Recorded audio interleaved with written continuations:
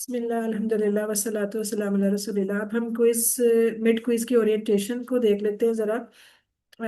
QC2 batch 267 आप लोगों का मिड क्विज है। टीचर ने वो सारा लिखा दोबारा से ये आप लोगों का लेसन प्लान एक दफ़ा देखे, मैंने ग्रुप में भी कल भेजा था। ये समझ लें आज 22 है ना। 22 को हमने कुरान पाठ की और कल 23। ये हमारी रिवीजन हो जाएगी, यहाँ तक हम आ गए ये येलो लाइन तक। उसके बाद अगली थर्सडे को इंशाल्लाह 30 अक्टूबर को आप लोगों का जुमेरात वाले दिन क्विज है। ठीक है, ये इसकी डेट देख लें। अलग से भी बता दिया था कि याद रहे। टाइम मेरा ख्याल ये ठीक है ना सबके लिए, 6 से 8 या कोई जी और। ठीक है, बिल्कुल ठीक है, क्योंकि यहाँ पे 2 घंटे पीछे है ना। तो हाँ। हस्बैंड के आंसर पहले हो जाएगा। तो अच्छा। बाजी वेडनेसडे को क्लास फिर नहीं होगी, जो नहीं पहले उससे आ रहा है। नहीं नहीं, कोई उस दिन छुट्टी है आपकी, प्रेप लीव। ठीक है। प्रेप लीव होगी, क्लास अब होनी नहीं, ज़्यादा हमारी क्लास हो गई कल, बस रिवीजन होनी है ग्रामर की, फिर क्लास तो खत्म। क्लास इंशाल्लाह इसके बाद फिर शुरू होगी। अच्छा, दूसरी कोई बात दोबारा से याद करा दूं, वैसे तो हमने आपको इंट्रोडक्शन में बता दिया था कि वो इसलिए बता रही हूँ कि ज़रा अच्छी सी मेहनत करें। अच्छा सा सर्टिफिकेट लेना है, अच्छा सा कौन सा, ये ग्रीन वाला 90+। 90 या 90+ अगर नंबर आएंगे आप लोग के ओवरऑल तो फिर ये मिलेगा, अदरवाइज 70 से 89 तक हुए तो रेड मेरिट, ये भी वेरी गुड है। और सिंपल गुड वाला ये होगा 50 to 70। बहरहाल इससे परेशान नहीं होना। कुछ लोग असल में इस सर्टिफिकेट्स और नंबरों की वजह से इतने टेंस हो जाते हैं कि उनकी लर्निंग कम हो जाती है और बस वो रट्टे मारने पे आ जाते हैं। तो ये भी ना हो कि बस नंबरों की फिक्र हो और बाद में याद यूद कुछ हो ना, और जब थोड़े दिनों बाद पूछें सारा कुछ भूला हो, ऐसा नहीं होना चाहिए। असल चीज़ तो कुरान की अंडरस्टैंडिंग है और समझ आई जा रही है तो अल्हम्दुलिल्लाह, फिर ज़रूरत नहीं है। लेकिन बहरहाल एक मोटिवेशन भी ज़रूरी होती है सब कुछ चलाने के लिए, तो इसलिए रखा गया सारा क्राइटेरिया कि होमवर्क आप करते रहते हैं तो उसके 15% होते हैं, वर्कबुक करेंगे पूरी तो उसके 15%, और इसी तरह मिड मिड टर्म जो होगा इसका एग्ज़ाम, इसका 30%। ठीक है, इसका ज़्यादा होता है। और इसी तरह फाइनल के उससे भी ज़्यादा नंबर ऐड होंगे, 40%। तो इन चीज़ों से ज़्यादा फर्क पड़ रहा होता है। तो आपने बस ये कि लगे रहना है इंशाल्लाह, अच्छे तरीके से जितना भी होता है जैसे भी होता है कंप्लीट जरूर करना है। अदरवाइज फिर क्या होगा, 30 से अगर 50 से नीचे जाते हैं नंबर तो वो फिर आपकी जस्ट अटेंडेंस कह लें कि पार्टिसिपेशन वाला सर्टिफिकेट होता है, उसके ऊपर फिर वो नहीं होता मसला, दोबारा करना पड़ता है ना आपको। तो ज़्यादा फोकस इन चीज़ों पे रखें इंशाल्लाह। ये आपका फिलहाल इस पे जोर है, मिड टर्म वाला 30% लेने हैं नंबर। तो सवाल कितने होंगे, सवाल थोड़े होते हैं लेकिन नंबर आपके 60 होंगे। ठीक है, नॉर्मल आपके जो होमवर्क्स होते हैं उसमें 55, पहले 35 थे फिर 55, इतना मैक्सिमम इतने ही चल रहे थे ना। अब ये कि 60 नंबर का होगा, लेकिन सवाल कम इसलिए होंगे कि ज़ाहिर है कुछ टेबल्स होंगे, कुछ ऑप्शंस एक में ही 2 दफ़ा क्लिक होते हैं तो पूरे हो जाते हैं। टाइम तो ज़ाहिर है 60 अगर हैं तो 60, 1 घंटा बहुत है, 60 मिनट। लेकिन फिर भी 2 घंटे दिया गया है कि आराम से तसल्ली से करें। तो अपना नाम आपने बिल्कुल सही लिखना है, पूरा नाम लिखना है।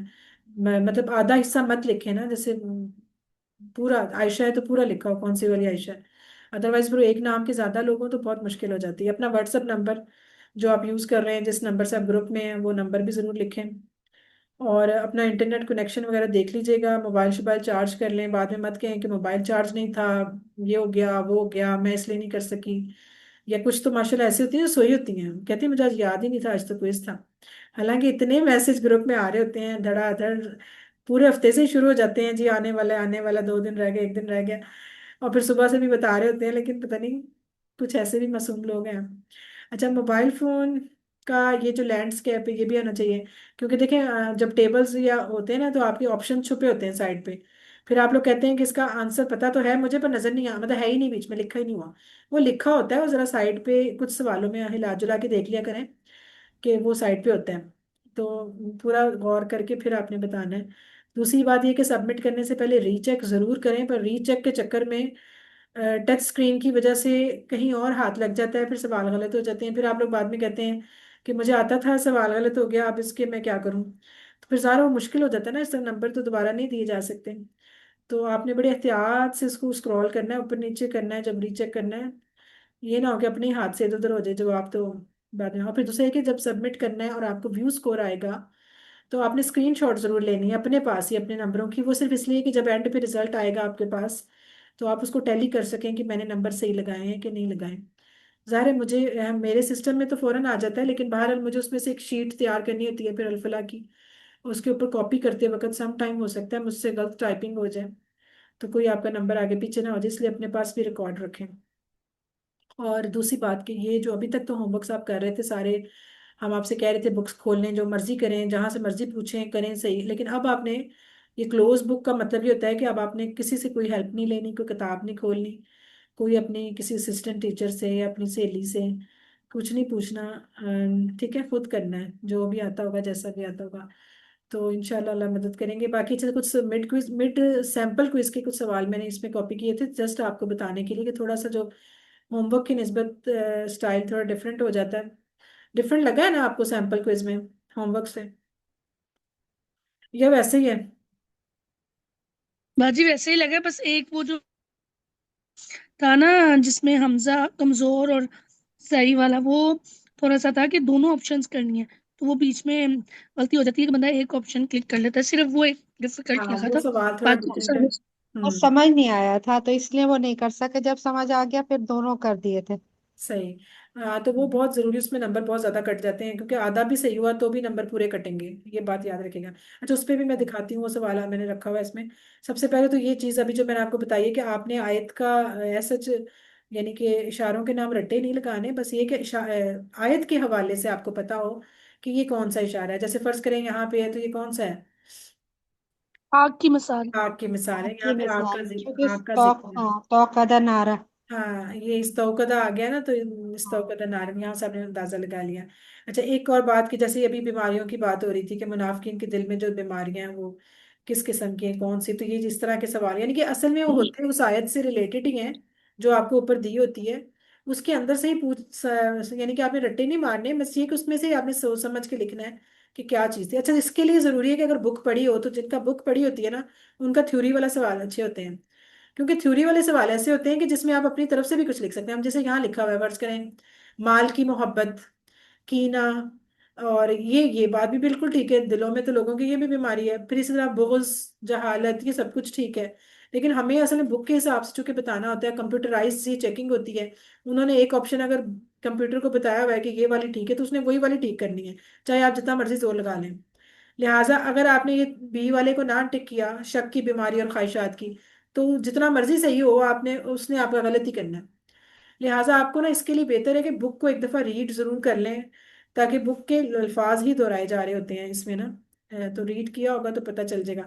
अच्छा, इस तो कदा नारन, जैसे ये इस तरह करके तर्जुमा आएगा, पूरी पूरी आयतों का तर्जुमा नहीं आता, सिर्फ जैसे जो हाईलाइटेड फिक्रे हैं ना, उतने हिस्से का आता है। जैसे अल्लाह जी इस तो कदा नारा का आ जाएगा, इतने हिस्से का बताएं। अब इसमें मसला जरूर ये है कि आपने अक्सर चीजें मिलती जुलती होती हैं, उसमें आपने बड़े ध्यान से, एक तो एक लफ्ज पूरे हो, जैसे अल्लाह जी का भी बीच में मीनिंग हो, इस्तौकदा का भी हो, नारन का भी हो, ठीक है। और दूसरा है कि इसका माजी और मुजारे का भी जरा चेक रखना है। कई दफा ऐसा होता है, जैसे यहाँ पे लिखा हुआ है, जिन्हों, यहाँ पे लिखा है ना, जिन्होंने आग जलाई, एक है जिसने आग जलाई, और एक है जिसने बुझाई। अब जलाई बुझाई उसको नजर नहीं आना, जिसकी आंखें कमजोर हैं उसको जरा गौर से देखना पड़ेगा, क्या वो आग जलाएगा? अब ये बिल्कुल उसने सवाल कर दिया। अब इसमें सवाल कैसे लग रहा है, समटाइम कोई अल्लाह जी का जो हमजा है शुरू वाला, उसको वो आ समझ ले, मतलब एक हो ना, गलती लगने को तो लग सकती है, तो उसको कहीं वो क्या समझ ले। और ये चीजें सारी, फिर जिन्होंने में ज्यादा लोग आ गए हैं, जिसने में एक आई है, और इसमें माजी मुजारे का भी हिसाब रखना है, तो ये सारा कुछ आपने जहन में रखना है। अच्छा, फिर इस तरह के सवाल के खुदन ग्रामर के एतबार से क्या है? अब यहाँ पे ये देखें, इसम फाइल मस्दर, हाँ जी मस्दर है। तो अक्सर क्या होता है कि जब हम पढ़ना शुरू करते हैं ऑप्शंस, तो हम जैसे ही सही वाली ऑप्शन आती है, हम उस पर टिक कर देते हैं, बस हमने कहा मस्दर है, हाँ जी मस्दर है, उदन उदन तो है ही मस्दर, यहाँ पे टिक किया, काम खत्म। आगे नहीं जाते कि आगे भी तो कुछ हो सकता है। तो हमेशा एक तो ये बात याद रखें कि जवाब आपने सवाल भी सारा पढ़ना है गौर से, और जवाब भी सारा पढ़ना है, चाहे समझ आ भी गई है फिर भी सारा पढ़ना है, पढ़े बगैर टिक नहीं करना। क्योंकि देखें, अब आपने पढ़ा मस्दर है, ठीक है, इसम मफूल नहीं, ये बाप दाराबा की तरह है ग्रामर के टेबल से, तो ये बात भी तो ठीक है ना, ये दाराबा बाप से ही था। अब मसला है कि दो चीजें सही हो गई, मस्दर भी ठीक हो गया, ग्रामर दाराबा वाला भी सही हो गया, तो अब आपने दो तो नहीं टिक कर सकते, क्योंकि ये सर्कल है, सर्कल में एक ही होता है। फिर आपने एक अगली ऑप्शन देखी जिसमें लिखा था B and D, it means ये वाला आना था कि जाहिर इसमें मस्दर भी ठीक है, बी वाला भी ठीक है, और डी वाला भी ठीक है, तो हमने ई को फिर सिलेक्ट किया, ठीक है। इस तरह की गड़बड़ हो जाती है कि दो चीजें सही होती हैं और आप उसको एक कर लेते हैं। तो यहाँ पे आपने पूरा जवाब पढ़ना है, अगर कुछ और भी इसको आपको ठीक लग रहा हुआ तो फिर देख लीजिएगा ऊपर नीचे। लेकिन कई दफा ये भी होता है कि कंफ्यूज करने के लिए बी एंड डी डाला होता है। अब बंदा सोच रहा होता है इसमें लाजमी ये दो वाले ही आने हैं। ऐसा भी नहीं है, थोड़ा सा अक्ल से काम लेना है। तो सोच समझ के। अच्छा, ये वो सवाल है, इसमें बहुत मसला होता है। इसी में नंबर ज्यादा कट जाते हैं। और इसमें देखिए बॉक्स बने हुए हैं, सर्कल नहीं बने हुए, बॉक्स बने हुए हैं। तो ये एक बहुत बड़ी निशानी है क्यूसी कोर्सेज में। ये बड़ी हिंट बता रहे हैं आपको, आगे भी काम आएगी, कि जब कभी सवालों में बॉक्स बने हो ना, तो समझ जाएं कि उसमें कोई ऐसे सवाल हैं जिनमें एक से ज्यादा एक लाइन में टिक हो सकते हैं। ठीक है। हाँ, ये सवाल उफ ही है, उफ सवाल भी मुश्किल ही है। मेरे जब मैंने QC2 किया था, मेरे 6 नंबर पूरे कटे थे इसमें से, और इसी में से ही कटे थे सारे, क्योंकि मैंने एक एक ऑप्शन टिक की थी और एक नहीं की थी। तो ये हमें बताया ही नहीं हुआ था कि इस मैंने भी इसका 2 दफा सैंपल क्विज किया और इसी में से ही मार्क्स कटे, और समझ ही नहीं आ रही थी कि 2 दफा इनको क्लिक करना है। हाँ तो ये। मेरा पहले में कुछ गलत हो गया, दूसरे हाँ, में फिर गलत हो गया कि मैंने वो की ही नहीं। अच्छा, इसमें देखें ना, अब ये स्केयर बना हुआ है, जो ये जो टिक का निशान लगाने के लिए स्केयर बने होते हैं ना, एक तो उसको आपने याद रखना है कि इसमें इसका मतलब है कि एक लाइन में दो टिक हो सकते हैं, ये बात। अच्छा, एक और हिंट मजे की, कि आप हमेशा जब सवाल करते हैं ना, तो सवाल के ऊपर यहाँ कोने में, वहां पे जब करेंगे ना, यहाँ कोने पे ना एक लिखा होगा टोटल पॉइंट्स उस सवाल के। आपने उस पॉइंट्स को जरूर देखना है। फर्ज करें वो पॉइंट अगर लिखे हुए हैं, यहाँ पे कितने लफ्ज हैं साइड पे, 1 2 3 4 5 6 7 8 9, ये 9 लफ्ज हैं। और वहां पे ऊपर लिखा हुआ है 12 पॉइंट। तो उससे भी आपको अंदाजा हो जाएगा कि 12 टिक तो करने ही करने हैं, तभी वो 12 नंबर मिलने हैं। अब वो 12 टिक कैसे होंगे, कि 9 तो ये हो गए जिनके आगे आपने लगाना है, तो कोई ना कोई 3 ऐसे होंगे जहां डबलिंग भी होनी है। लिहाजा वो आपको ना, आप अपने हमेशा सवाल का जो नंबर है और टिक, उसको मैच कीजिएगा। अगर एक टिक है तो फिर एक ही नंबर होगा, अगर दो टिक है तो दो नंबर, तीन है तो तीन। ठीक है।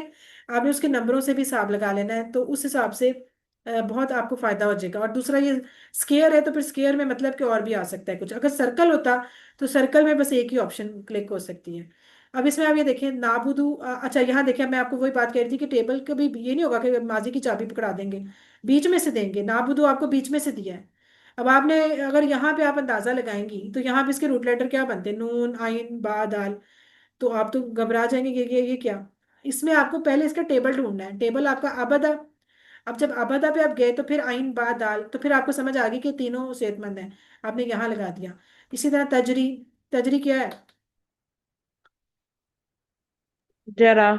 जरा से ठीक है, कमजोर। कमजोर, ठीक है। कमजोर। अच्छा, मशऊ क्या है, अभी किया था आज। टा। मशई से। मशा मशा, से। मशा। मशा से। मशा। अच्छा। अच्छा, अच्छा। कमजोर हो गया। हमजा वाला। यहजरू, नीम कीनिया। हजरा। हजारा। हाजिरा से। हजारा। हाजिरा, हाजिरा। हाजिरा। हाजिरा। अच्छा चलें, ठीक है। तामुरूना, यहाँ पे आ जाए। आमुर। आमुरु। हमारा। हमारा, पहले तो हमारा हमारा। पे जाए ना, हमारा। अगर आपने इसको पकड़ लिया, तो इसमें देखें आपको वाव भी नजर आ रहा है, तो इस तरह तो मसला हो जाएगा। तो आपने आप इसको कमजोर भी समझ सकती हैं इस वाव की वजह से। तो इसी तरह याहजरू को भी या की वजह से कमजोर समझ सकते हैं, लेकिन नहीं, आपने उसके पहले पे जाना है। तो तामरू को, तामरूना का समझ आ गया, अमरा। अब अमरा पे जब आप गए, तो आपको फौरन से पहले तो पहली जो चीज याद आनी है, उसकी क्या याद आनी है अमरा की। हमजा हमजा। वाले रूफ। हमजा वाला। हमजा हाँ वाला। हमजा वाला। बिल्कुल, आपने उसको हमजा हमजा, वाला कम। आपने बिल्कुल सही करना है। वैसे तो आपने सही किया, आपने हमजा याद आ जाना है। आपने फौरन उसको यहाँ पे लिख देना है कि यहाँ पे तो हमजा भी लिखा हुआ था, चलो जी हमजा वाला करो और आगे चलो। हमने आगे नहीं जाना, बस आपने यहाँ पे रुक जाना है अपना, क्योंकि हमजा के साथ साथ यहाँ उन्होंने आपसे सेहत सेहतमंद। भी पूछा हुआ है, कमजोर भी पूछा हुआ है, हमजा भी पूछा हुआ है और डबल भी पूछा हुआ है। तो इसमें फिर है भी ये स्केयर बॉक्स, और नंबर भी इस सवाल के ज्यादा हैं। तो फिर आपने इस तरह के सवालों में फिर आपने उसको बताना है कि ये सेहतमंद वाला हमजा है। तो ये चीज असल में यहाँ पे गड़बड़ हुई है। और इसी तरह दा तो खैर सिंपल कमजोर है, या जुन्नु, हाँ या जुन्नु पे भी मसला होएगा। या जुन्नु क्या है, डबल हरूफ।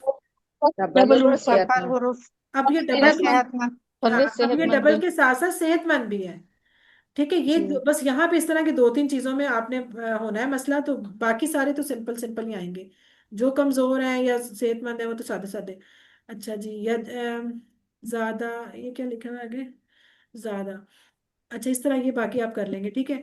अच्छा, इस ये देखें, अब ये इस तरह का सवाल भी हो सकता है ना, मुंतखब करें रूट लेटर।